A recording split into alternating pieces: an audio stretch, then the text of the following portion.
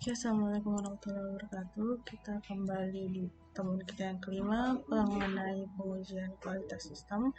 Kita akan berlanjut untuk pembahasan UML bagian keempat. Kita mulai untuk membahas kelas diagram.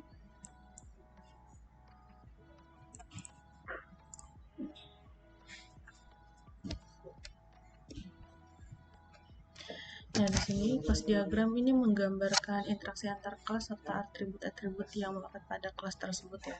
Jadi, kelas ini adalah satu set objek yang menggunakan atribut dan behavior yang sama.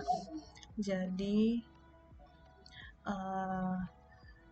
teman-teman harus tahu komponen-komponen yang terlibat dalam kelas diagram ini ada 5. Yang pertama yaitu ada kelasnya, kemudian atribut, kemudian ada operasi, ada relasi, dan yang terakhir ada composition. Kalau kelasnya itu tadi saya bilang objek yang menggunakan atribut dan behavior yang sama. Jadi ada sebuah contoh di sini.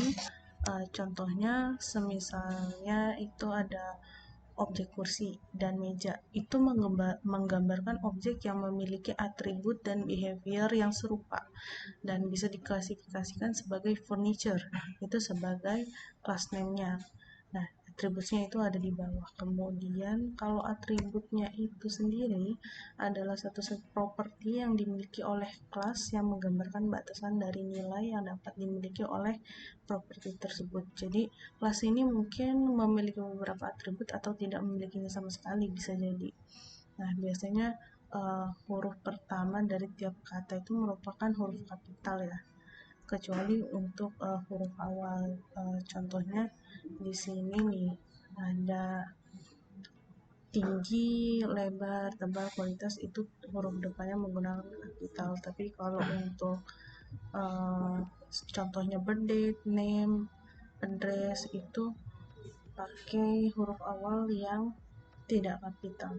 Jadi huruf kapitalnya itu merupakan tiap kata pertama dari suatu objek. Jadi yang ketiga ada operasi. Operasi ini implementasi dari layanan yang dapat diminta dari beberapa objek dari kelas yang mempengaruhi behavior. Nah, abstraksi dari segala sesuatu yang dapat kita lakukan ini bisa jadi sebuah objek, dan dia itu berlaku untuk semua objek yang terdapat dalam kelas tersebut ini. Nah, kelas itu mungkin memiliki beberapa operasi atau bisa jadi juga tanpa operasi sama sekali. Nah, ini ada contohnya. Ada operasi pindah, perbesar, dan perkecil. Dan kemudian ada hal lebih lanjut yang bisa dispesifikasikan dari semua parameter yang terlibat dalam operasi itu, misalnya ada reset dari sensor panas, ada set alarm, dan value-nya, temperaturnya. Nah, kemudian teman-teman perlu tahu atribut dan operasi itu memiliki salah satu sifat. Yang pertama, private. Jadi tidak dapat dipanggil dari luar kelas yang bersangkutan. Dan yang kedua ada protect. Hanya dapat dipanggil oleh kelas yang bersangkutan. Kemudian yang ketiga itu dia bersifat public. Dapat dipanggil oleh siapa saja. Operasi ini menggambarkan sebuah kelas, jadi kita tidak perlu menampilkan seluruh atribut atau operasi karena terlalu banyak atau kurang relevan ya. Jadi kalau misalnya ada kotak yang kosong, itu pengisiannya bukan berarti tidak ada, karena itu dapat ditambahkan dengan tanda petik gitu ya. Kemudian ada relasi. Relasi ini ada dua. Kalau relasi ini yang association tuh memiliki hubungan. Jadi contohnya di sini ada new class berhubungan dengan new class yang kedua, kelas baru yang kedua. Kemudian ada aggregation. Kalau aggregation tuh dibentuk dari, jadi contohnya di sini ada new class, ada komponennya sendiri, kemudian dia mengagregasi dengan new class yang kedua. Kemudian di sini ada composition. Kalau composition itu digambarkan dengan solid diamond. Jadi bentuknya aggregation dengan ketergantungan, karena aggregate ini tidak ada tanpa komponennya sendiri. Nah, di sini ada contohnya agregasinya. Jadi ada mesin tiket, ada tombol ini mengagregasi ke mesin tiketnya. Kita lanjut. Nah, setelah kelas diagram, kita masuk ke sequence diagram. Kalau tadi kita udah jelasin beberapa komponen dari kelas diagram, di sini berbeda. Sequence diagram ini menggambarkan interaksi antar sejumlah objek dalam urutan waktu. Jadi kegunaannya untuk menunjukkan rangkaian pesan yang dikirim antar objek. Nah, sequence diagram ini merupakan ilustrasi dari bagaimana objek saling berinteraksi untuk menyusun skenario. Kalau dalam UML, objek pada diagram sequence ini digambarkan dengan segi 4 yang berisi nama dari objek yang digarisbawahi. Nah, kalau di sini ada contohnya, objek ini terdapat 3 cara untuk menamainya ya. Yang pertama ada nama objeknya, kemudian yang ketiga ada nama objek dan kelasnya, dan yang terakhir ada nama kelasnya. Nah, di sini ada contohnya. Contohnya di sini teman-teman bisa lihat sama kayak di UML yang part pertama. Di situ ada skenario use case. Yang pertama, user memasukkan kartu debit, kemudian si sistem merespon dengan memverifikasi bank bahwa kartunya benar, kemudian ATM ini meminta PIN. Setelah meminta PIN, dia akan memverifikasi bank bahwa PIN adalah legal dari rekening yang benar. Nah, setelah itu ada yang namanya collaboration diagram. Kalau collaboration diagram ini merupakan cara alternatif untuk menggambarkan skenario dari sistem. Nah, diagram ini nih menggambarkan interaksi objek yang diatur objek sekelilingnya dan dihubungkan antara setiap objek dengan objek yang lainnya. Nah, kalau di collaboration ini berisi objek yang digambarkan dengan segi 4. Hubungan antara objek yang digambarkan dengan garis penghubungnya, kemudian pesan yang digambarkan dengan teks, dan panah dari objek yang mengirim pesan ke pesan penerima. Di sini ada contohnya collaboration diagram use case untuk authentic user, mengautentikasi si pengguna ini.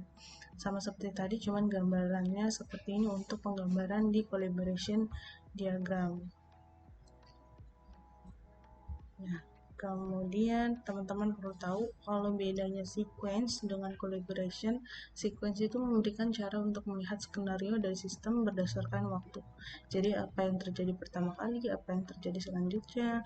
Nah, kemudian user ini akan lebih mudah membaca dan mengerti tipe diagram ini. Karena kalau di sequence ini sangat berguna pada fase analisis yang di awal. Kalau di collaboration diagram itu cenderung untuk memberikan gambaran besar dari skenario selama kolaborasi disusun, objek sekelilingnya, dan hubungan antara objek yang satu dengan lainnya. Diagram ini terlihat digunakan pada pengembangan tahap desain ketika merancang implementasi dari tahap hubungannya. Nah, setelah itu ada state transition diagram.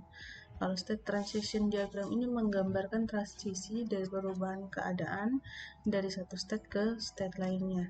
Kalau state transition ini tidak dibuat untuk setiap kelas di sistem, hanya dibuat untuk kelas yang berlaku untuk sesuatu yang lebih dinamis.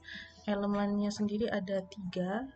Ada start, itu keadaan awal, kemudian ada keadaan akhirnya atau end, kemudian ada state, keadaan sesaatnya, kemudian ada state transition. Lalu di sini kita lihat kalau di state-nya itu dia menunjukkan sebuah kondisi selama kehidupan sebuah objek. Ketika objek memenuhi beberapa kondisi, melakukan beberapa action, atau menunggu sebuah event. Di sini contohnya ada teman-teman bisa lihat ada start state-nya, kemudian di sini state-nya, lalu di sini ada stop state-nya. Kalau di stop di state transition itu merepresentasikan sebuah perubahan dari state awal ke sebuah state berikutnya yang mungkin dapat sama dengan state awal. Kalau actionnya ini dapat menyertai sebuah state transition, jadi ada dua cara untuk membuat transisinya. Yang pertama, state transitionnya ini otomatis, jadi terjadi ketika activity dari sistem di awal itu telah lengkap, jadi tidak ada event yang terasosiasi dengan state transition yang belum bernama. Kemudian yang kedua ada state transition yang tidak otomatis. Kalau yang pertama tadi ada otomatis, yang kedua tidak otomatis. Dan biasanya yang tidak otomatis ini disebabkan oleh sebuah event yang sudah bernama, jadi salah satu dari objek atau dari luar sistem sendiri.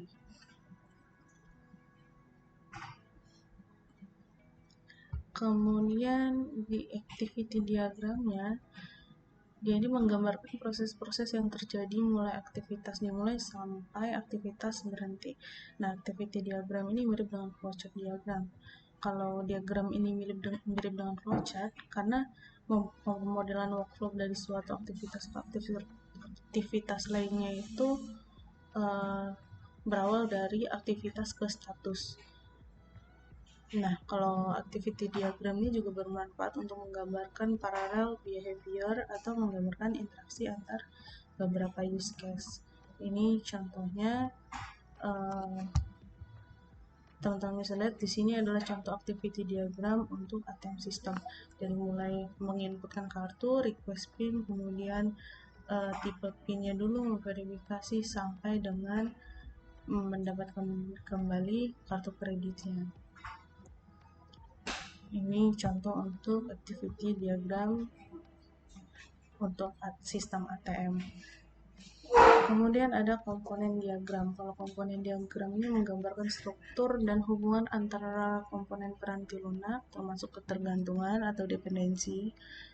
Nah, itu sebuah komponen ini jadi menggambarkan sepotong bagian dari secara fisik implementasi suatu sistem. Ini mencakup software code, kemudian binary, executable, dan lain-lain, atau seperti script atau command file. Di sini ada contohnya. Dan yang terakhir, deployment diagram. Kalau deployment diagram ini menggambarkan detail bagaimana letak komponen pada mesin server bisa atau piranti keras juga bisa. Contohnya untuk penggunaan deployment diagram, di sini ada new processor, kemudian terhubung ke new device. Oke, sekian aja pertemuan dari saya. Kalau ada yang ingin bertanya bisa komentar di bawah. Terima kasih. Assalamualaikum warahmatullahi wabarakatuh.